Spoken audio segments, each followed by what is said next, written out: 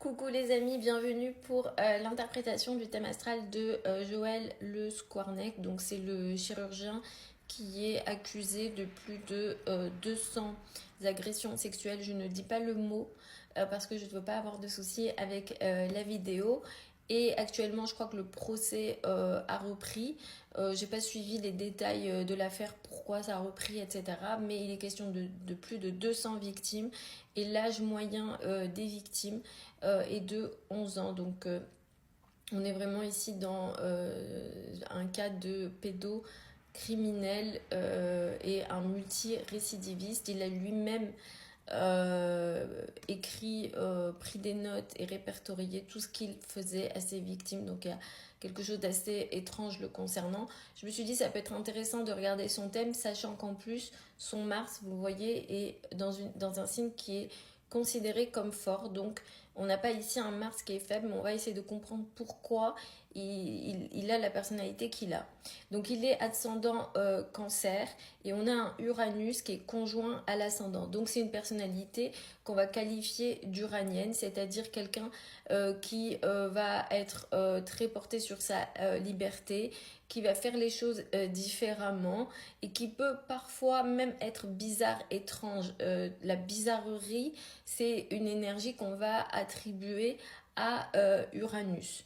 Donc on a ça et ça va être très important. Ce qui attire aussi mon attention, ça va être effectivement Mars qui est en face du coup, qui est à 20 degrés, qui va beaucoup influencer l'ascendant puisqu'il y a une opposition à l'ascendant. Donc c'est quelqu'un de martien qui peut avoir parfois une énergie violente.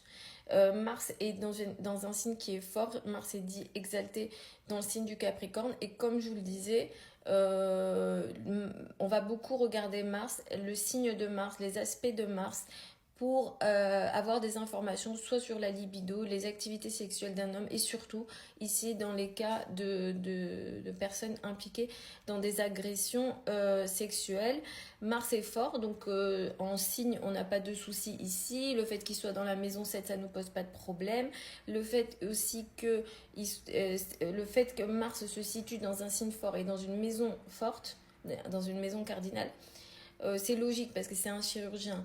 L'activité de chirurgien, c'est une énergie martienne. C'est Mars qui va gouverner cette activité-là puisque ils coupent dans leur activité. Voilà, c'est complètement martien comme activité. Donc ça, c'est logique à la rigueur. Mais en fait, si on regarde bien, Mars fait un carré à Neptune et Neptune est à 18 degrés. Donc finalement, le carré est très précis. Là, on a ce qu'on appelle seulement un ordre de 2 degrés. Donc en fait, Neptune va venir dissoudre Mars et l'énergie de Mars. Donc en fait, on va avoir une énergie finalement de ce qu'on peut qualifier du masculin, de la virilité, de la sexualité, etc., de la libido, qui va être ici dissoute entre guillemets par Neptune et Neptune va venir ici affaiblir Mars. Donc ça c'est intéressant parce que même si ici la planète est dans une bonne posture, les aspects peuvent apporter des complications.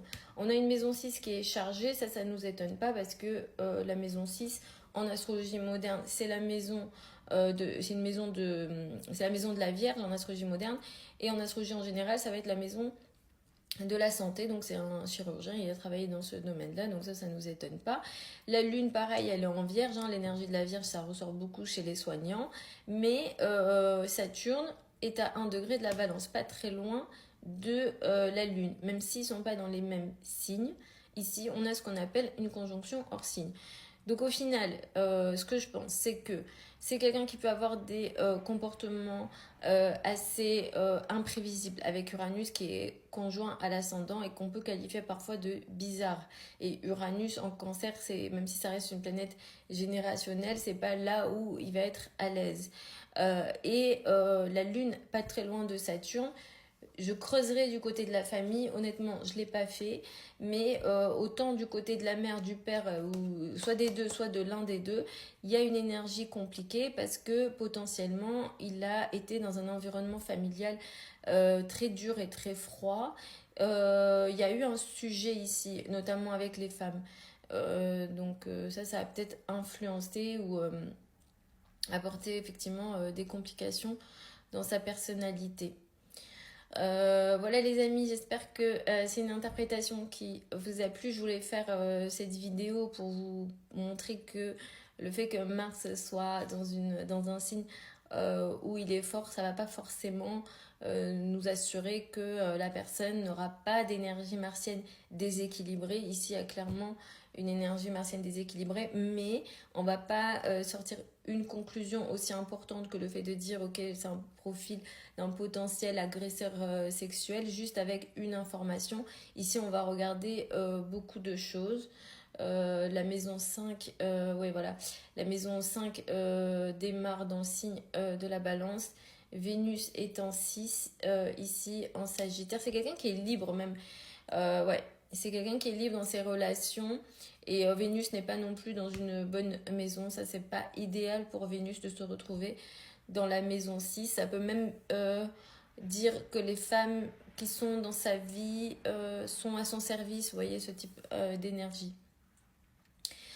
Si vous souhaitez une consultation privée avec moi, vous avez plein de liens au niveau de mon profil. Les délais de consultation actuels sont de 2 semaines. Pour celles et ceux qui veulent apprendre l'astrologie avec moi, la prochaine session de formation démarre en janvier 2025. Vous avez le programme et les modalités d'inscription sur le site internet. Je vous embrasse et puis je vous retrouve lors d'une prochaine vidéo.